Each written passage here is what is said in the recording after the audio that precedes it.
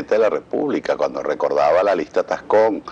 Yo creo que lo que está era mandando un mensaje recordándole que si firman, pues podrían ser cercenados sus derechos ciudadanos.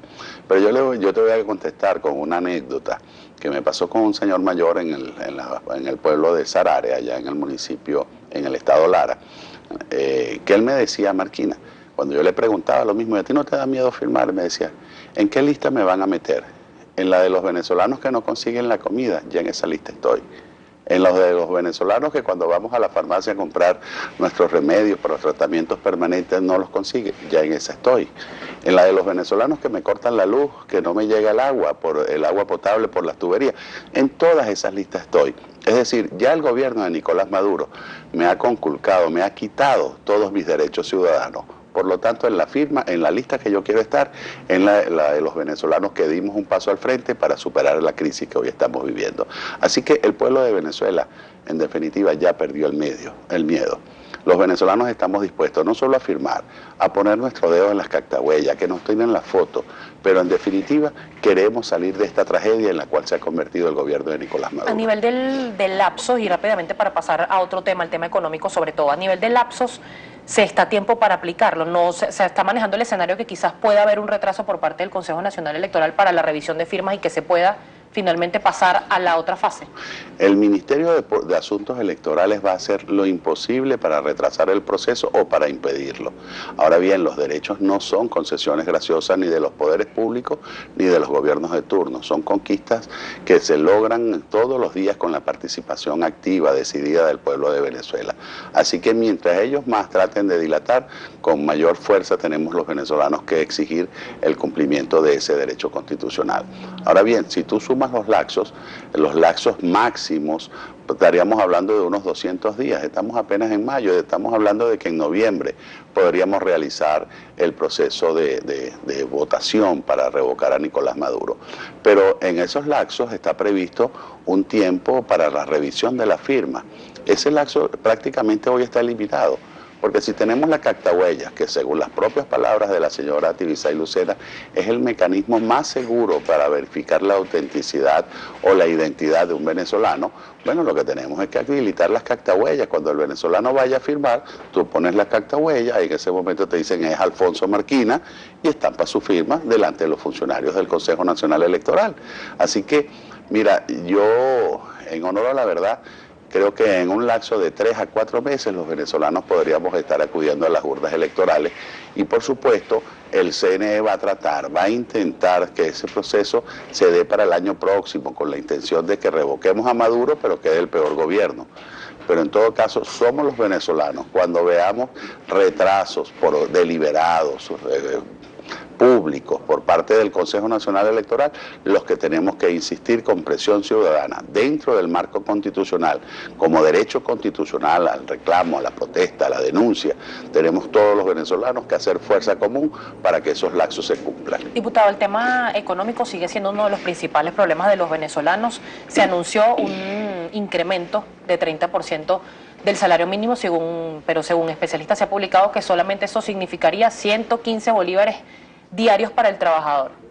Sí. El análisis que se hace desde la Asamblea Nacional, desde la Comisión de Finanzas. El análisis que hemos venido haciendo nosotros desde la Comisión de Finanzas es que cuando los aumentos salariales son medidas aisladas, medidas económicas que se toman de manera aislada, terminan causando un efecto contrario. Si efectivamente un 30% que acaba de decretar el señor Maduro lleva el salario de 11.578 a una cifra superior a los 15.000 bolívares, es decir, un aumento de 115 bolívares diarios. Pero si tú revisas lo que son las proyecciones de inflación que se tienen actualmente para el año 2016, estamos hablando de 720% de inflación. Es decir, 30% serán pulverizados por una inflación que, a pesar de que el venezolano sienta que está ganando más, la verdad es que tiene menos posibilidades de acceder a los bienes y servicios. Fíjate tú, esas mismas políticas han llevado que en el último año calculándolo de abril a abril, el señor Maduro ha dado 4 aumentos salariales.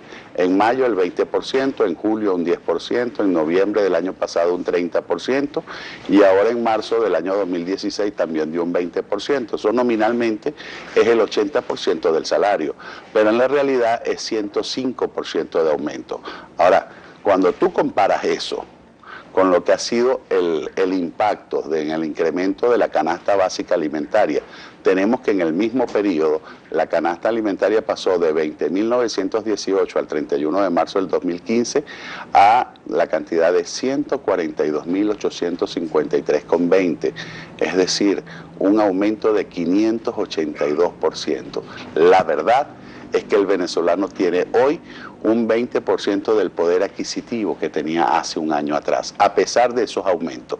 Por lo tanto, lo que se impone es que el gobierno tome medidas económicas de manera estructural. ¿Cuáles deben ser esas medidas urgentes? Porque la gente sigue haciendo cosas, reducir el gasto público, sustituir importaciones por producción nacional, tiene mucho que ver con revisar e ir progresivamente eliminando todos estos controles que además de ineficientes, porque fíjate tú, tenemos control de cambio, tenemos control de precios, control de costos, control de ganancias, control de tasas de interés y tenemos la inflación más alta del mundo. Entonces, ¿cuál es la eficiencia de esos controles? Esos controles lo que han terminado siendo es alcabalas para la corrupción administrativa. Y en realidad hoy el trabajador venezolano es el peor pagado de toda América Latina. Y permítanme mostrarle estas tablas. Que el señor Maduro dice permanentemente que es el mejor salario de América. La verdad es que en Argentina el salario mínimo es de 6.600 pesos. Es decir, cuando tú lo divides entre el tipo de cambio que hay en Argentina, que es de 14 pesos por dólar, eso te da un ingreso mensual de 426 dólares. Y así se van todos los países. Aquí tienes, por ejemplo, en Colombia, que tienen un salario mínimo de 689.454 pesos, dividido entre 2.928 pesos por dólar, le da 235 dólares de ingreso mensual al trabajador. En Venezuela, con los 15.000 bolívares que acaba de decretar el señor Maduro, dividido de la casa CIMAT o DICON, con el nombre ese de jarabe para la tos que le pusieron, pero que es lo mismo, de 378 bolívares por dólar, el salario mínimo del trabajador son 40 dólares mensuales, es decir, $1.33 al día. La verdad es que este gobierno, si no toma los correctivos, pero tomar esos correctivos sería tanto como decir que el proyecto económico que ellos representan, mal llamado revolución del siglo XXI, es un total fracaso. Y es lo mismo que fracasó en Cuba, que fracasó en la Unión Soviética y que por supuesto fracasó también en Venezuela y nos tiene padeciendo las consecuencias que hoy estamos sufriendo. Desde la Asamblea Nacional se han propuesto leyes por nombrar una que tiene que ver precisamente con el reimpulso, en este caso del aparato productivo en materia